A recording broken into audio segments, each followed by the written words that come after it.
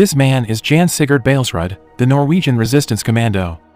He looked at the sea as he remembered the hell he had gone through. The most painful moments of his life.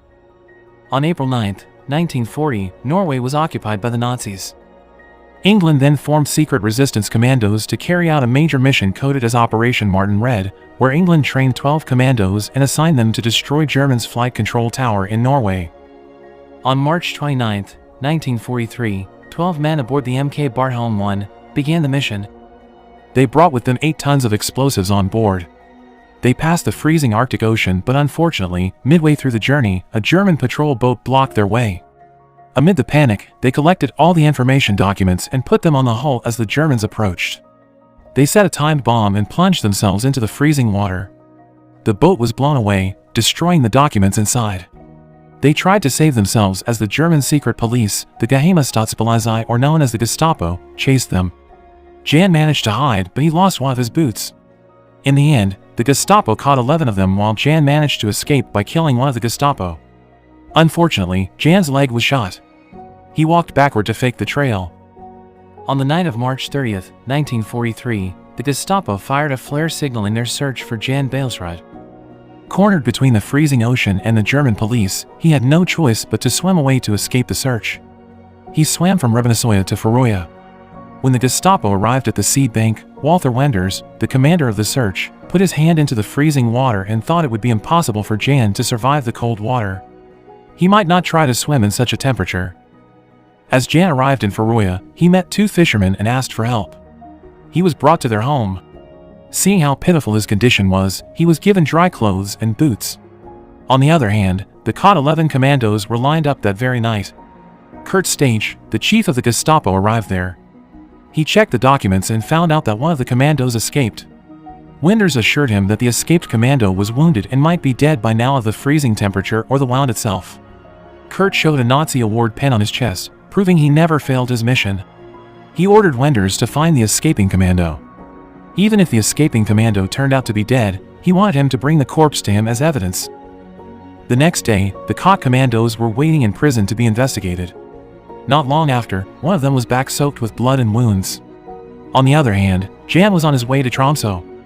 One of the residents of Feroya took him with his boat to cross the water. As he arrived at the bank, an orderly helped him to treat his wound. But shortly after, the Gestapo were seen heading towards them. It felt like they knew where to go to find him. Jan managed to get away before them. After assuring the condition, Jan continued his journey to Tromsø, but unfortunately, the Gestapo managed to reach Tromsø before him. At the Gestapo headquarters, one of the commandos was tortured. They punctured his fingers with needles to make him speak. Kurt was sure that Jan was still alive, even though Wenders had tried to convince him that nobody could survive the cold water for more than 5 minutes. To prove it himself, he soaked the captives with ice-cold water, but all of them shivered in cold just after 5 minutes. He thought that they were too weak because of the tortures and decided to try it himself. Just like the captives, he couldn't stand the freezing water for more than 5 minutes. Jan continued his journey across the snow trail of the Arctic ridges. Not long after, he arrived at a house. At first, he was suspected of being a robber, but when the resident found out that he was a Norway commando, they brought him in and treated his wound. The owner of the house had a daughter named Margaret, a smart little girl that loved geography. Jan told her that he had visited many countries. Margaretha's mother told him that there was an arrest in Tromsø, where Jan's fellow commandos would be executed that night. Margaret gave him a map to cheer Jan from his misery after losing his friends. Because the situation in Tromsø was not safe anymore, Jan decided to continue his escape to Sweden. Sweden was a neutral country that sided with neither Germany nor Norway. At the same time, one of Jan's fellow commandos who was tortured couldn't endure his misery and was dying. He told the nurse that he had a wife and a kid just before he passed away. Jan's other friends were brought to Grønnesen and lined up in front of a big hole that had been prepared before the execution. They were allowed to sing their national anthem before they were executed. They all died from the execution. The next day, Jan tore Margaretha's name on the map he brought. He then arrived at a house on the riverbank.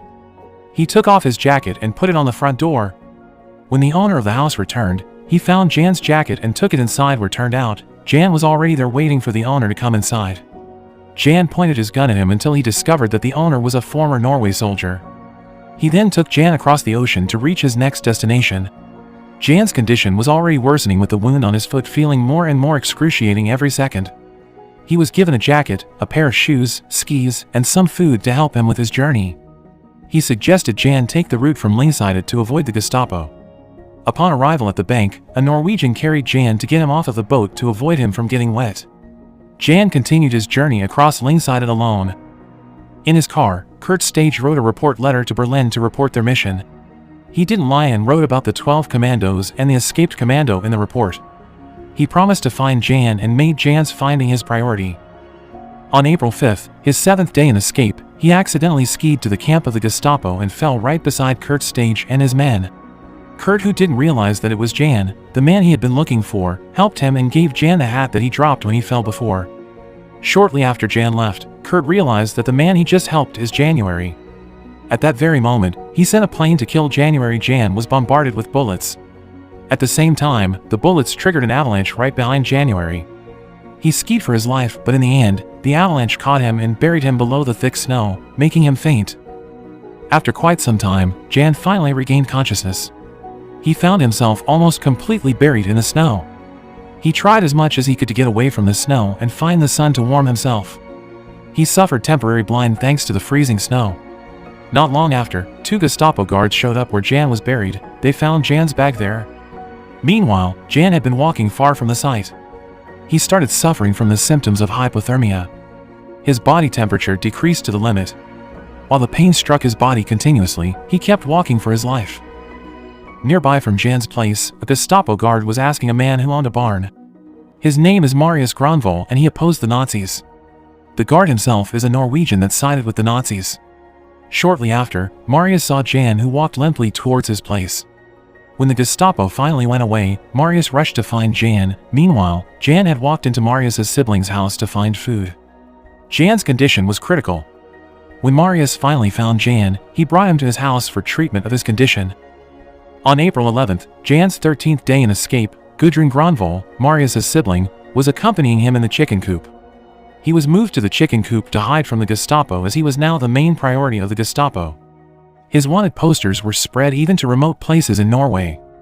Jan's persistence had won Gudrun's heart. Jan, on the other hand, felt guilty for involving Gudrun and Marius in his problem. Unexpectedly, shortly after, Kurt Stage and the Gestapo came to Marius's house. This time, Kurt himself was checking the chicken coop. Jan hid in the attic behind the hay. Kurt was about to check the attic, but somehow, his Nazi pen was stuck and fell from his chest. He stopped and get down to look for his pen. Kurt eventually didn't check the attic and left with his men. Later that night, Marius took Jan with his skis, took him with the boat to cross the water to a small hut, and left him there to hide from the Gestapo. The hut was called the Hotel Savoy. Marius provided Jan with food and drink for his survival in the hut. He told Jan to stay still inside the hut until he found a way to send him to Sweden. When Jan was left alone, he took the alcohol and drank it, only to find it painfully reacting with the frostbite on his foot. Jan had spent several days in the hut. One day in his sleep, he was woken up by the sound of someone approaching. Suddenly, the door was opened and the Gestapo found him. Thankfully, it was just a nightmare. Day by day, the wound on his foot got worsened. He even hallucinated that his foot went rotten. He opened the bandage on his foot to check it himself. His thumb was gone from the shooting before and the index finger was starting to rot and become black. To end his misery, he decided to cut the blackened finger to stop the rot. The excruciating pain from the amputation caused him to lose consciousness. Entering the 26th day. After 12 days at the Savoy Hotel, Marius returned and brought good news with him. He told Jan that he managed to find a way to send him to Sweden. They assembled a sled to carry him to the mountain top. Unfortunately, Marius accidentally left the scarf that Gudrun gave to him. They started their journey to bring Jan to the mountaintop. They had to be extra careful since the Nazis had planes looking for January. They finally arrived at a big boulder with a small gap below it. They put him inside the gap and provide him supplies to survive. Marius told Jan that he had someone from Mandolin that would pick him up. They gave the code "Hello, gentlemen," so the man would know that it was January. After that, Jan was once again left alone. On the other hand, Wenders and Kurt still tried to find January. That night, under the freezing snow, Jan saw the aurora borealis in the night sky, and at the same time, Kurt also saw the same thing. 4 days later, the man from Mandolin, Nils Nilsson, came to Marius's house, telling him that he couldn't find Jan everywhere. Turned out, they had a miscommunication with the pickup point. Marius told him to pick up Jan in Almaviadi, but he instead went to Almajavri. Finally, Marius returned to the place he left Jan alone and found him sleeping. At first, they thought that he was dead, but Jan suddenly woke up. He even still had a pinch of sugar in his hand to give him energy. After that, Marius filled the food supply for Jan and gave a sign on the boulder to help Nils to find January. Jan was once again left alone. On the 36th day, after a total of 10 days under the boulder, Nils finally found January. During his waiting, Jan had amputated all his toes. Jan was brought to Sweden, but unfortunately, a snowstorm hit them in the middle of the journey. Nils had to hide Jan in a cave. When Jan woke up, he was disappointed to find himself still in Mandalin, not Sweden. Nils explained that the security at the border had been tightened and the Gestapo guards were everywhere. Nils asked Jan to recover himself before continuing their journey.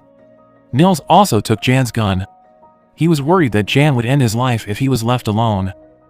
The next day, Nils assigned a doctor named Aslak Fosvold to check on Jan's condition. On the other hand, the Gestapo worked day and night to find Jan's whereabouts. The fact that Jan was still an escape depressed Kurt so much. The Gestapo guarded Mandalin to find any information about Jan, while the people of Mandalin took turns treating Jan in his hideout to avoid any suspicion. Days later, Nils and Dr. Aslak came to celebrate the anniversary of the Norwegian Constitution. Nils said that he was not sure if he could take Jan across the border, seeing his condition that hadn't recovered yet. Jan told him that he had fought not only for himself. On the 59th day, after 17 days in the cave, Nils returned to the cave and brought Jan along with his friend to the Sami people's settlement, the indigenous of northern Norway that was known for their skill at herding the reindeer. They planned to smuggle Jan in the middle of the herd of reindeer. When they made it to the settlement, Jan was given the treatment. At that moment, Jan said that he was better off dying than getting caught by the Gestapo. On the 63rd day, Gurdon asked Marius about the scarf that she gave to Marius. Suddenly, Marius realized that he had accidentally dropped it at the Hotel Savoy. They both rushed there to retrieve the scarf, but unlucky for them, the Gestapo was following them.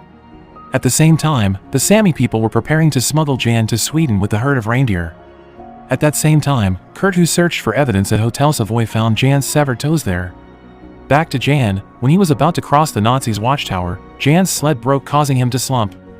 When the guards detected his presence, he used the remaining energy he had to move the sled to hide from the guards. As he said earlier, he had rather died than got caught by the Gestapo. He took his gun and was about to end his life, but a miracle happened. The reindeer that pulled his sled returned.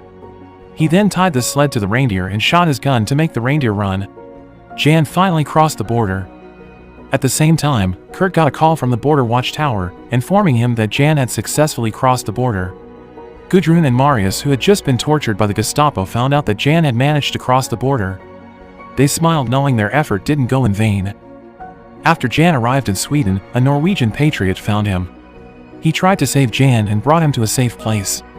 He even had to carefully remove the rope from Jan's hand because his fingers were frozen. To recover from his condition, Jan Balesrud spent 7 months in the hospital. After he recovered, he assisted the Norwegian intelligence commando training in Scotland. For his persistence in his mission, he was appointed as an honorary member of the Order of the British Empire. In addition, he was awarded the Street Olaf Medal by Norway,